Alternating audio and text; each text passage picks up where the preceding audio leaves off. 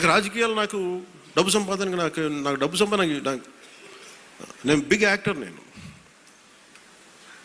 Number 1 యాక్టర్ని కాదేమో, కానీ నా స్థాయిలో నేను బాగా డబ్బులు సంపాదించగలిగే యాక్టర్ని. ఓడిపోయినా కానీ, సినిమా ఫ్లాప్ అయినా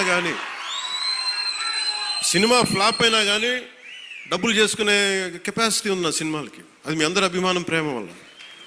మరి అలాంటి నేను ఎందుకు రావాలి రాజకీయాల్లో కంటే, అది నా ఆవేదన, నా బాధ్యత. పాలిటిక్స్ నా బాధ్యత. అంటే ఎంతసేపు ధాన్యం పండించి దోచేసుకోవడం తప్ప తిరిగి ఇద్దామని గుణం లేకపోతే ఏమవుతుంది? అందుకని నేను ఏం నమ్ముతానంటే, ఎంతో కొంత తిరిగి ఇవ్వాలి సమాజానికి. ఆ ప్రిన్సిపల్ నన్ను తీసుకొచ్చింది. అలాంటి నేను కోరుకుంటుంది మన సంక్రాంతి ఒక కొత్త సంక్రాంతి అవ్వాలి మన పీఠికప్పుడు. ఇది మీరందరూ నా కుటుంబ సభ్యులు. మీకు ఆనందం ఇవ్వడమే నా పని. ఆనందం ఇవ్వడం అంటే మళ్ళీ ఇంటికి వచ్చి డ్యాన్స్ చేయమనేరా? అంటే మీరు బలం అవ్వడానికి నేను చేదోడు వాదోడు అవుతాను.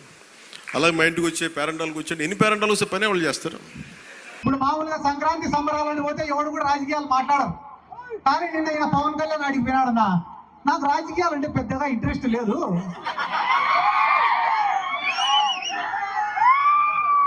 నేను ఫ్లాప్ సినిమాలు తీసినా కూడా నాకు డబ్బులు వస్తాయండి. ఈడ 2 పాయింట్లు, ఆయన తీసేదే ఫ్లాప్ సినిమాలు.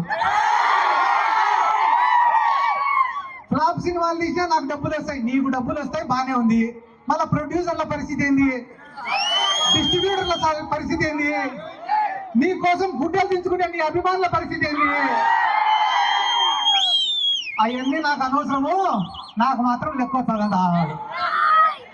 నిన్న ఎవడో చెప్పినాడంట, ఏందన్నా నెలకి 20 కోట్లకు 30 కోట్లకు కకృతి పడినావు నువ్వు, అదే నువ్వే ముఖ్యమంత్రి అయితే ఇంకా ఎక్కువ లెక్క వస్తుంది కదన్నా అని చెప్పినాడంట.